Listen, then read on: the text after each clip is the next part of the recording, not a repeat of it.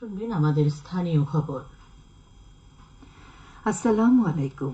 বাংলাদেশ বেতার সিলেট সংবাদ পড়ছি নন্দিতা দত্ত।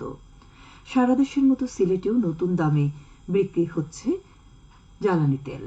দেশের বাজারে ডিজেল, কেরোসিন, পেট্রোল ও অকটেনের দাম কমানোর সিদ্ধান্ত অনুযায়ী প্রতি লিটার ডিজেল ও কেরোসিনের দাম ১ টাকা ২৫ পয়সা এবং পেট্রোল ও অকটেনের দাম ৬ টাকা করে কমেছে, যা গতকাল থেকে কার্যকর হয়েছে। নগরের বিভিন্ন পেট্রোল পাম্পে দেখা গেছে কম দামে বিক্রি হচ্ছে সব ধরনের জ্বালানি তেল।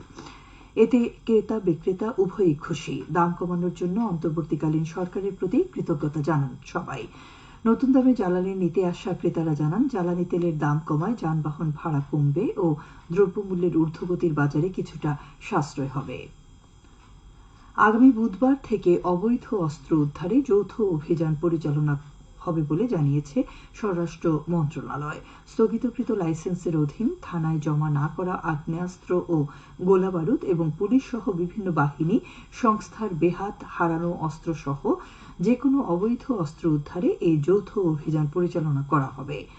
গতকাল স্বরাষ্ট্র মন্ত্রণালয়ের জননিরাপত্তা বিভাগের উপসচিব মোহাম্মদ আরিফুজ্জামান স্বাক্ষরিত এক আদেশে এই নির্দেশনা প্রদান করা হয়।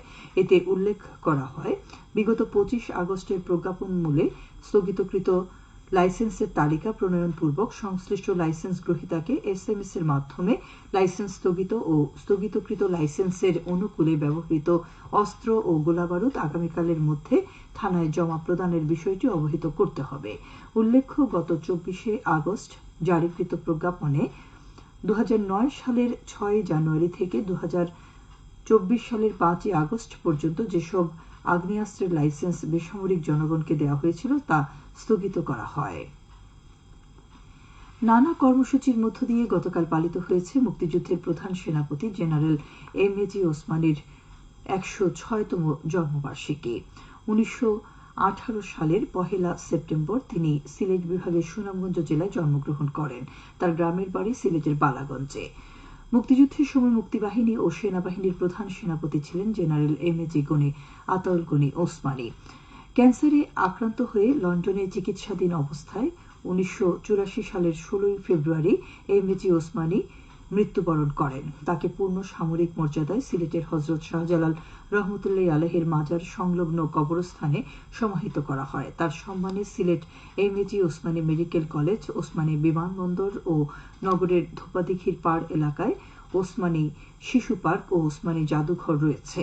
দিবসটি উপলক্ষে ওসমানী জাদুঘর, বঙ্গবীর ওসমানী স্মৃতি সংসদ, মুক্তিযুদ্ধ পাঠাগার, বঙ্গবীর ওসমানী জন্ম ও মৃত্যুবার্ষিকী উদযাপন পরিষদ আলোচনা সভা, খতমে কোরআন ও দোয়া মাহফিলের আয়োজন করে। সিলেট MAG ওসমানী মেডিকেল কলেজে সব দলের রাজনীতি নিষিদ্ধ ঘোষণা করেছে কর্তৃপক্ষ। অধ্যক্ষ ডাক্তার শিশির রঞ্জন চক্রবর্তীর সই করা এক প্রজ্ঞাপনে বিষয়টি জানানো হয়। প্রজ্ঞাপনে উল্লেখ করা হয়, সিলেট ওসমানী মেডিকেলের কলেজ ক্যাম্পাস ও হলগুলোয় ছাত্রছাত্রীদের সব ধরনের রাজনৈতিক দলের কার্যক্রম, রাজনৈতিক অরাজনৈতিক লবিং ও ক্লাবগুলোয় রাজনৈতিক তৎপরতা নিষিদ্ধ ঘোষণা করা হলো। ছাত্র রাজনীতি নিষিদ্ধ সম্পর্কিত ১৯৯৪ সালের প্রজ্ঞাপন বাতিল করে ২০২৪ সালের নতুন প্রজ্ঞাপন জারি করা হলো। এসব তথ্য নিশ্চিত করে ওসমানী মেডিকেল কলেজের অধ্যক্ষ ডাক্তার শিশির রঞ্জন চক্রবর্তী গণমাধ্যমে জানান, সাধারণ শিক্ষার্থীদের আবেদনের পরিপ্রেক্ষিতে সিন্ডিকেট সভায় এই সিদ্ধান্ত হয়। মৌলভীবাজারের বন্যা পরিস্থিতির কিছুটা উন্নতি হয়েছে। জেলা প্রশাসন জানায়, সদর উপজেলার বিভিন্ন স্থান থেকে বন্যার পানি নেমে যাওয়ায় আশ্রয়কেন্দ্র থেকে লোকজন বসতগৃহে ফিরছেন। তবে কুলাউড়া, জুড়ি, রাজনগর, বড়লেখা উপজেলা এবং কুলাউড়া বড়লেখা পৌরসভার ১৯৯ বর্গ কিলোমিটার এলাকা এখনো প্লাবিত রয়েছে। এসব এলাকায় পানিবন্দী রয়েছেন ৫৫,৭১৫টি পরিবার। চলমান ৪৫টি আশ্রয় কেন্দ্রে আশ্রিত আছেন ৩,৬৫৪ জন। ৪০টি মেডিকেল টিম কাজ করছে। এছাড়া বিভিন্ন রাজনৈতিক দল, পেশাজীবী ও সামাজিক সংগঠন, বৈষম্য বিরোধী শিক্ষার্থী এবং সেনাবাহিনী পানিবন্দী লোকজনকে উদ্ধার ত্রাণ সামগ্রী বিতরণ করছেন। সেনাবাহিনীর নিজস্ব তত্ত্বাবধানে ১৫টি অস্থায়ী ক্যাম্পের মাধ্যমে বন্যার্তদের মধ্যে স্বাস্থ্যসেবা প্রদান করা হচ্ছে।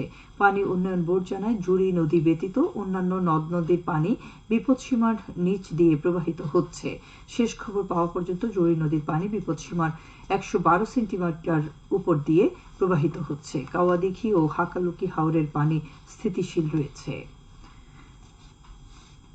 খেলার খবর ক্রিকেট। জাতীয় মহিলা ক্রিকেট লিগের আজকের খেলায় সিলেট মহিলা বিভাগীয় ক্রিকেট দল বরিশাল বিভাগীয় ক্রিকেট মহিলা দলের মোকাবেলা করবে। রাজশাহী শহীদ কামরুজ্জামান স্টেডিয়ামে বিকেল ৩টায় খেলা শুরু হবে। গতকাল মাঠ ভেজা থাকার কারণে সিলেট ও খুলনা বিভাগীয় মহিলা ক্রিকেট দলের খেলা আম্পায়াররা পরিত্যক্ত ঘোষণা করেন। সিলেট বিভাগীয় মহিলা ক্রিকেট দল টুর্নামেন্টে ৭ পয়েন্ট নিয়ে তৃতীয় অবস্থানে রয়েছে। সবশেষে আবহাওয়া। সন্ধ্যে ৬টা পর্যন্ত পূর্বাভাসে বলা হয়েছে সিলেট সহ পার্শ্ববর্তী এলাকায় দক্ষিণ দক্ষিণ পূর্ব দিক থেকে অস্থায়ীভাবে ঘন্টায় সর্বোচ্চ ৬০ কিলোমিটার বেগে দমকা থেকে ঝোড়ো হাওয়া বয়ে যেতে পারে।